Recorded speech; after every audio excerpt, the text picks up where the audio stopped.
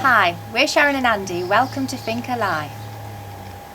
In 2019 we bought a derelict finca that used to be a bodega in the Murcia region of Spain. The building was an empty shell with no main services, water, electric or sewage, and we're restoring it, doing all the work ourselves with the view to giving us an off-grid, debt-free home. In addition to this, self-sufficiency is very important to us, so we're going to aim to produce as much of our own food as possible, and the idea behind these videos is to log our progress, but also to provide you with something you hopefully find interesting and informative. Please join us on our journey. So in today's video, you might remember the other day we informed you that our car had died, and we went and looked at another one. We looked at a Nissan Pathfinder. We've actually gone and bought it just back from there now. Buying a vehicle in Spain, vehicles in Spain are horrendously expensive, and they hold the value incredibly well. And it's not as simple as, like, for in the UK for example, you just buy the vehicle, fill in the logbook, the V5 document, send it off, and it's all done. Not the case in Spain. Everything's got it. They love paperwork. Everything has, like, everything in triplicate or quadruplicate, if that's a word. So basically, we bought this vehicle. We've been and seen the guy, done the deal, paid for it. Then they agreed to do the transfer as part of the sale, which sort of makes life easier, but then again it doesn't. And what you need to have is what they call a compraventa, which is a detailed document listing all the details of both parties, your NIE number, your registered number, your fiscal number, your address, your proof of ID and everything. And then from there we had to go to the gestoria in the local town, which in this case was Elche, to do the transfer. With every vehicle you get a ficha technica, which looks like that, which lists all the details of the vehicle, and it even has on the specified tyre sizes, because you've got to have the exact same tyres that's on your vehicle. You can't just put different ones on.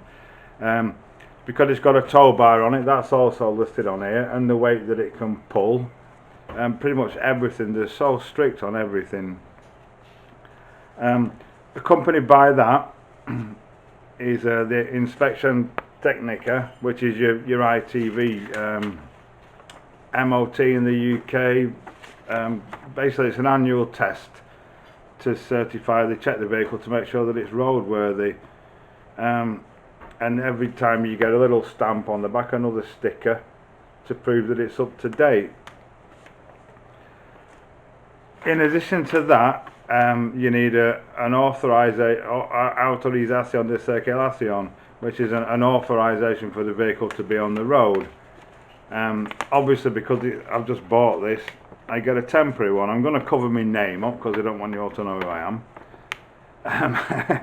And basically that's this, and it has an expiry date on the bottom, valid until, what's this case, 28th of July. Apparently with all the documentation's done now, they're gonna ring me, and I've got to go back in a week to pick up the final official documents. So yeah, not easy, not straightforward, but if you live in Spain, you want to buy a Spanish vehicle, you've got to go through this process. Everyone's got to go through it.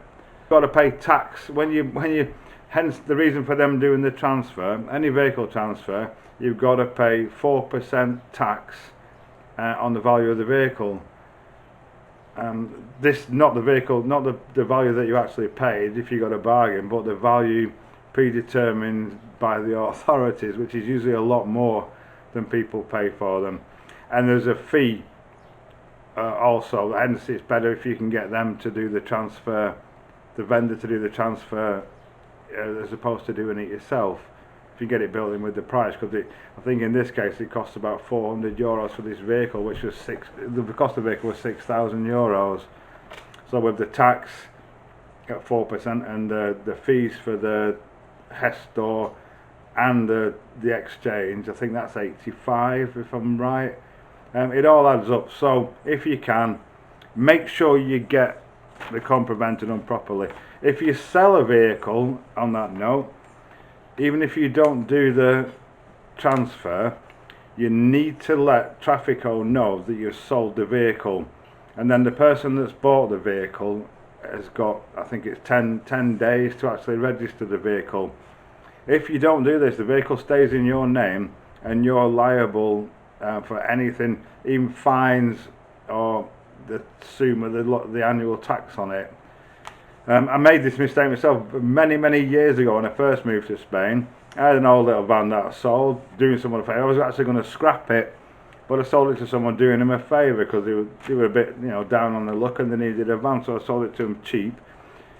I didn't know that you had to, notify the authorities that you'd sold it, and I ended up paying the tax on that for the next 3 years.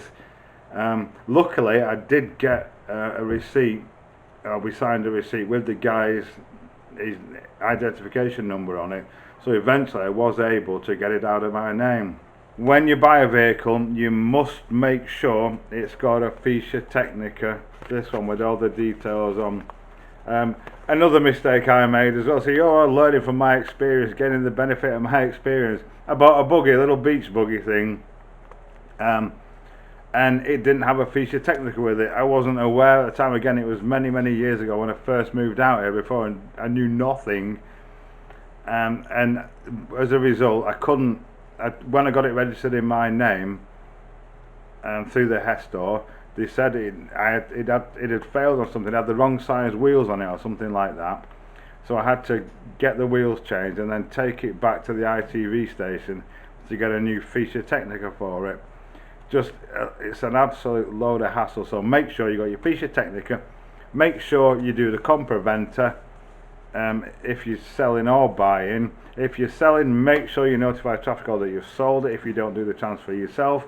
If you're buying, make sure you get a temporary authorization for the vehicle to be in circulation.